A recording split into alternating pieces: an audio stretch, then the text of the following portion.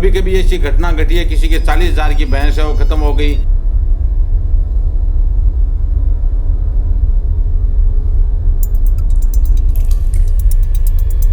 पानी 1 किलोमीटर लेवा 2 किलोमीटर लेवा पानी खारो है, बहुत खारो पानी है।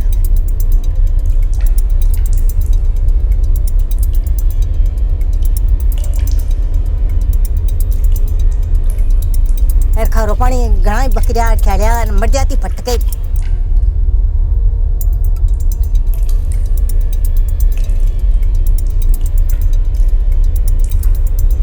पहले खेता में कोई आई खटा बैठे जाती, दूसरा गाँव में डाणिया कहते बैठे मीठो पानी है भाई बैठे जाओ, सब बैठे जाता है ना बैठा वो खाली आती पाती आ तो कोई भरतो कोई नहीं, जब पानी टूट जाता कहते पानी कोई नहीं, कोई नहीं मर गयो, सभी को खाली आती।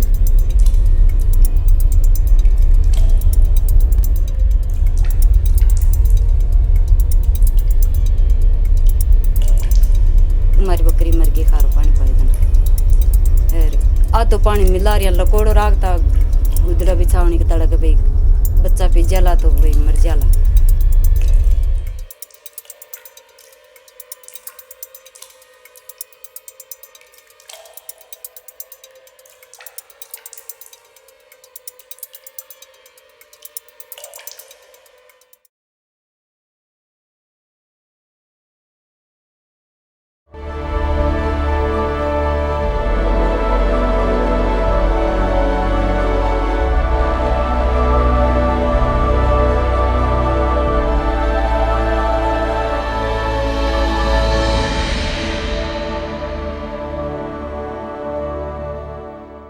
क्षेत्रफल की दृष्टि से देश के सबसे बड़े राज्य राजस्थान की 90% पानी की जरूरतें छोटे मोटे तालाबों और भूगर्भीय जल स्रोतों से पूरी होती हैं। राजस्थान में प्रकृति किस कदर रूठी है, इसका अंदाजा इसी बात से लगाया जा सकता है कि हमारे हिस्से में पूरे देश के जल संसाधनों का केवल 1% ही आया है। बारिश है जो कि लगातार सिमटती जा रही है। ऐसे में नागौर जैसे मरुस्थलीय इलाकों में पानी के हालात और ज्यादा बदतर हैं। तालाब छोटी छोटी तलैयाओं में बदल गए हैं। तालाबों से सटकर बनी इन कुइयों में यूं तो तालाब का पानी रिसकर और प्राकृतिक तौर पर फिल्टर होकर आता है, फिर भी इसके दूषित होने की संभावना को नकारा नहीं जा सकता। इन मरुस्थलीय इलाकों में भूगर्भीय जल स्रोत बहुत गहरे हैं और जो थोड़ा बहुत पानी है वो खारा और फ्लोराइड जैसे हानिकारक लवणों की ज्यादा मात्रा लिए हुए है। दूषित पानी के कहर के निशान नागौर जिले के इन ग्रामीणों के दिलो दिमाग से मिटे नहीं हैं। 1 घंटा 2 घंटा लग जाता हेडपंप पर, लाइन लागती खारो पानी ले रहता जब पड़ा पड़ता घर लियार मेलता जब मटकी एकड़ा थोड़ा आता तो खड़ा पानी आता तो टाबरा को डर रहता पीबा को, कोई को उल्टी हो जाती कोई टट्टे हो जाती, जाली बकरिया को डर रहता पीबा को भाई डर रागता, कोई के पड़ोसी के कोई के चारी मेर मांगवा जाता था, कोई बड्डो कुंड होता जिसका लेता जना चाय ताई पानी ताई बोल यार पीता। मरुस्थलीय इलाकों में शुद्ध पानी की समस्या का समाधान हमारे बुजुर्गों ने सदियों पहले सोच लिया था। जी हाँ, बारिश के रूप में गिरती अमृत तुल्य एक एक बूंद को सहेज कर रखने का एक नायाब तरीका था ये टांके। चूने से बना पक्का फर्श जिसकी ढलान बीच की ओर होती थी, जहां बना होता था 8 से 10 फीट चौड़ा और 15 से 20 फीट गहरा कुंड। इस टांके के आगोर यानी चारों ओर बने इस फर्श को बारिश से पहले साफ किया जाता था। कुंड में लगी ये जालियां गंदगी को अंदर जाने से रोकने के लिए लगाई जाती थी। बस फिर क्या,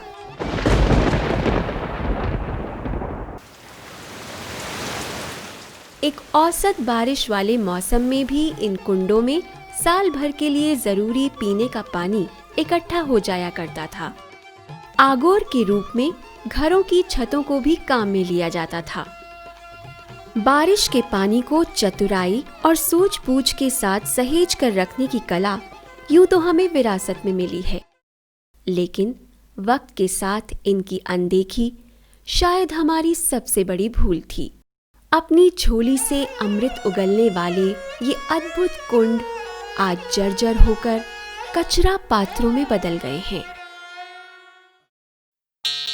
मिट्टी खोदती कुदाली और गोलाई लिए इस काम को देखकर आप ये मत सोचिए कि यहाँ कुआं बनाने की तैयारियां चल रही हैं। गहरे और खारे भूजल के कारण ये संभव नहीं है। तो फिर ये जुगत आखिर है क्या?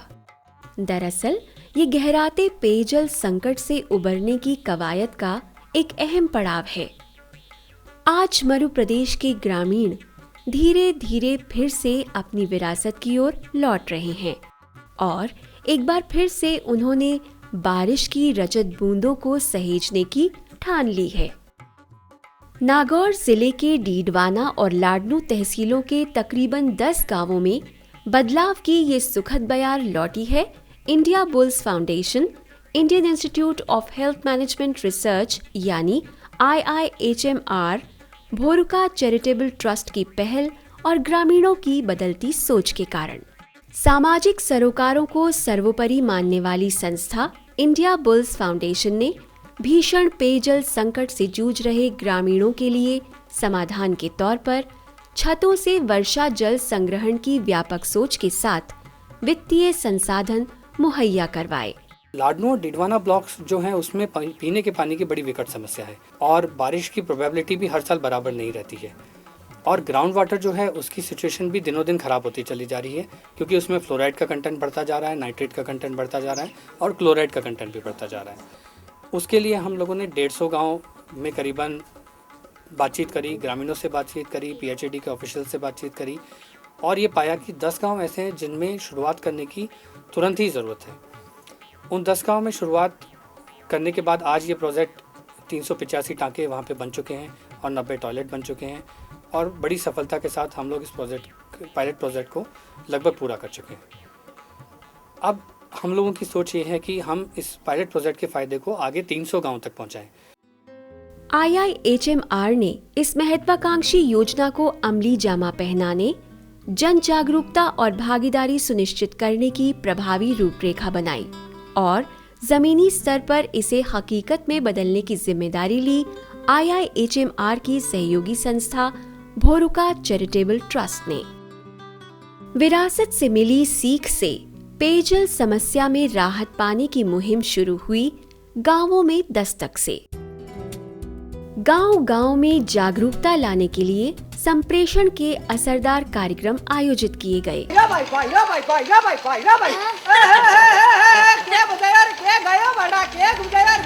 ग्रामीणों से बातचीत की गई। शुद्ध पेयजल और हमारी स्वास्थ्य, हमारी तरक्की, खुशहाली के रिश्तों के समझाइश के दौर चले। आधुनिक GPS तकनीक से सटीक सर्वे किया गया। बारिश का पानी शुद्ध पेयजल का दूसरा नाम है और छतों पर गिरने वाली हर एक बूंद को छानकर साफ करने के बाद 8 फीट चौड़े और लगभग 10.5 फीट गहरे कुंड में इकट्ठा करने की हमारी सदियों पुरानी विरासत को पुनर्जीवित करने का आह्वान किया गया। इस प्रोजेक्ट में 15,000 लीटर कैपेसिटी का एक टैंक, अंडरग्राउंड टैंक, जो कि 5 व्यक्तियों के हिसाब से 8 litre per capita per day यानी प्रति व्यक्ति प्रतिदिन के हिसाब से अगर देखें तो साल भर के लिए पर्याप्त होता है। इस जिले में लगभग 360 मिलीमीटर एवरेज रेनफॉल है। उसके लिए करीब 450 से 600 स्क्वायर फीट एरिया रूफ का चाहिए ताकि वो पानी उतना इकट्ठा हो जाए और वो इन व्यक्तियों के लिए पूरा साल भर तक चलता रहे। टैंक की खुदाई करने के बाद में नीचे बेसमेंट में कंक्रीट डालकर और ये मेसनरी की दीवारें चुनी जाती हैं और ये कवर्ड टैंक होता है। रूफ को प्रॉपरली PVC पाइपलाइन, करीब 3 इंच डाया की PVC पाइपलाइन से कनेक्ट किया जाता है। लेकिन इसको कनेक्ट करने के बाद में जब टैंक से कनेक्ट करते हैं उससे पहले एक चैम्बर बनाया जाता है जिसमें ग्रेवल्स डिफरेंट साइज़ के डाले जाते हैं ताकि पानी साफ़ होकर निथर कर उसमें टैंक में आ सके और उसको पानी को प्रॉपरली पीने के लिए या आपके कुकिंग के लिए इस्तेमाल किया जा सके। ये डिज़ाइन IIT से अप्रूव करवाई गई और पिछले जो भी जहाँ पर भी ये इस तरह के टैंक बनाए हैं काफ़ी सक्सेसफुल रहे हैं और इसी पद्धति के हिसाब से नागौर में इन टैंकों को बनाने की प्रक्रिया इस इंडिया बुल्स प्रोजेक्ट के तहत की गई है। चूंकि जन जागृति और सक्रिय जन भागीदारी के बिना ये जटिल काम असंभव था, इसलिए इन संस्थाओं ने जागरूकता अभियान में बच्चों को जोड़ा। छत गंदी हो गई, बारिश का पानी आ रहा है, मान लो छत पे जानवरों ने बीट कर दी, आंधी से रेत मिट्टी आई हुई है, बरसात से पहले छत को पूरी तरह से साफ करना है। फिल्टर को भी ऊपर से पत्थर हटा के देखना है, उसमें कोई कीड़ी मकोड़ी या छोटा जानवर या कोई तरह का कचरा फचरा अगर थोड़ा बहुत है तो उसकी भी ऊपर से साफ सफाई कर देनी है। बाकी तो उसमें फिल्टर बेड में पानी छन के ही जाएगा, क्योंकि नीचे उसमें मोटे पत्थर हैं, फिर बारीक जीरो रोड़ी डाली हुई है, फिर ऊपर उसमें क्रेशर डाला हुआ है, ताकि पानी उस फिल्टर बेड से होकर के कुंड में जाता है, बिल्कुल स्वच्छ जल जाता है। गांवों में जल और स्वच्छता समितियां गठित की गईं। महिलाओं की भागीदारी सुनिश्चित करने के साथ लाभार्थियों के चयन का अधिकार इन समितियों को सौंपा गया। स्वाभाविक तौर पर गरीबी रेखा से नीचे जीवन यापन करने वाले परिवारों को प्राथमिकता दी गई। अपनत्व की भावना जगाने के उद्देश्य से वर्षा जल संरक्षण में खर्च होने वाली राशि का 40% ग्रामीणों से अंशदान के रूप में लिया गया। शेष 60% राशि संस्थाओं ने मुहैया करवाई। मैं खुद खुदाई हूँ भाई, घर का मजदूर से जो 10,500 ईंटा लगी है। हाँ, एक बार नहीं पाई कर बाकी बजरी की टरोली। हाँ, ये 10 में गई। सूझबूझ भरी इस पहल के सुखद परिणाम सामने आने ही थे। ट्रस्टों ने मिलकर हमारे गांव का विकास किया है और आज पानी का बहुत ही सुविधा हुई है। इसलिए जो कुंड बनाए हैं उस कुंडों में कोई कुंड में 8 फुट पानी आया है, कोई में 10 फुट आया है, कोई में जैसे 5 फुट आया है। जैसे छत थी वैसे ही उस कुंडों में पानी आया है। कड़वे अतीत और मीठे वर्तमान की तस्वीरें कुछ यूं बयां करती दिखती हैं। पहला खेत में जाता 5-4 पानी लाता, पानी लार पच रोटी टुकड़ो बनाता। और पानी की बहुत ही परेशानी, बहुत दुख पाता। अब बहुत सुख पावा मैं पानी के लिए। कुंड बना बच में तो कोई किसी के घर ही कौन जावा, कोई का घर ही कौन देखा। अरे बटे छाली बकरियां की खातर बटे कुआ पर पड़ा रहता, खरो ही को नहीं आता तो पानी। अब कुंड बन गया तो ना तो कोई मौज की। एक बात है थाका दिया सो सोचू जा देना बढ़िया ही काम है। अब थोड़ा सूखी पाव लाई खरो पानी हो, टाबर बीमार हो जाता। अब सविता बढ़िया होगी, टाइम कम होगो, खेत पास जावा तो आराम काम को होगो। 12 महीना की सविता मिल गई। घर में पानी होगी और समस्या सब बात के दुख मिट को। हाँ, दूसरा घर में पानी लान जानता तो कदे मना कर देता, कदे घड़ा भर देता। तो बहुत जीव के माए हुए होती गए, भगवान कदे हमारे भी बनेगा ऐसा। हाँ, तो कदे भी ऐसा हमारे बन गया तो अब जीवन सुधरिया हमारा। तो सपना का मान देखा था मीठे पानी का, अपने भी पानी होएगा, तो वो सपना अब पूरा हो गया है। पहले जो पानी ये ग्रामीण पिया करते थे उसकी रासायनिक जांच और इन टांकों में इकट्ठे पानी की जांच ने दूध का दूध और पानी का पानी कर दिया। टांकों के पानी की गुणवत्ता के सबूत आपके सामने हैं। ये है नाइट्रेट टेस्ट। इस नाइट्रेट टेस्ट के अंदर 10 ppm आ रहा है इसका, ये आपकी सेफ के अंदर आ रहा है। लेकिन आपके जो कुएं का पानी था उसके अंदर 25 ppm आ रहा था नाइट्रेट। लेकिन वो भी सेफ है और ये भी सेफ है, दोनों सेफ है। लेकिन फ्लोराइड उसमें 2.0 ppm आ रहा था। इसका मतलब है कि उसमें फ्लोराइड ज़्यादा है और उसमें आ रहा है 0.0 ppm फ्लोराइड। तो ये फ्लोराइड इसके अंदर सेफ है और उसमें अनटॉक्सिस है, यानी बिना पीने लायक है वो पानी। जिन घरों में पक्की छत थी ही नहीं या फिर थी तो भी काफी छोटी, ऐसे घरों में संस्थाओं के सहयोग से टीन शेड बनवाए गए। इस तरह से न सिर्फ वर्षा जल संग्रहण के लिए अतिरिक्त जगह मिली, बल्कि इसके नीचे दूसरे कामों में ली जा सकने वाली छायादार नई जगह मिली सो अलग। सशक्त स्थानीय कमेटी और सक्रिय जन भागीदारी इस परियोजना की खासियतें बन चुकी हैं। कमेटी निर्माण सामग्री की खरीद और इसके समुचित वितरण के लिए अपने में से ही किसी एक काबिल सदस्य को चुनती है। इसको जितनी भी चाहिए पाइप साइज 40 फुट पाइप दे देता हूँ, सीमेंट देता हूँ, बजरी दे देता हूँ, और जो जितनी में जो कमती पड़ते हैं वो देखो बैंड, तो किसी के 2 बैंड लगते हैं, किसी के 4 लगते हैं, जितनी आवश्यकता होती है उसके अनुसार उसको देख करके सामान वितरण करता हूँ। और काम भी चढ़ाई का करते हैं, तो माल मटेरियल यदि सीमेंट कितनी मिलाई है, बजरी कितनी मिलाई है, वो भी उनकी देख रेख करके चेक करते हैं, भाई ज़्यादा बजरी तो नहीं मिला दी, सीमेंट बचा तो नहीं ले।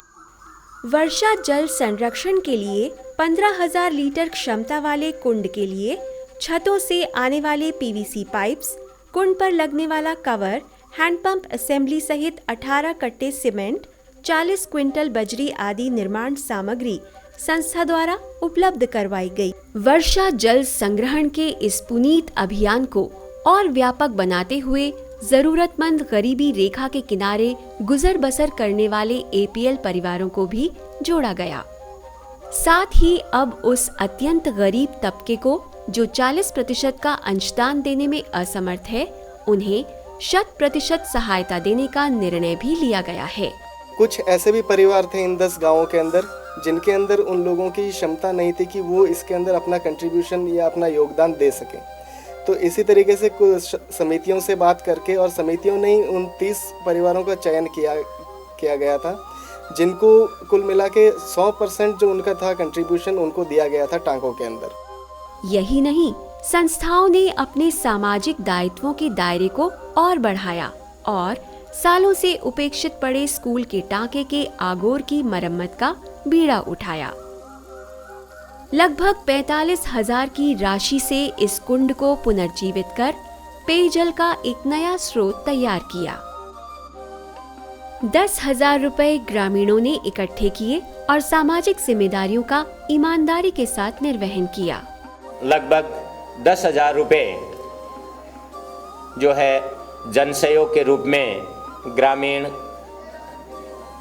सहयोग के रूप में विद्यालय की ओर से दिया गया। उपेक्षित पड़े दूसरे सार्वजनिक कुंडों की मरम्मत भी इस अभियान का हिस्सा बन गई। गोया कि पूरे गांव में गिरने वाली बारिश की हर एक बूंद को सहेजने का मौका गंवाना अब मंजूर नहीं है।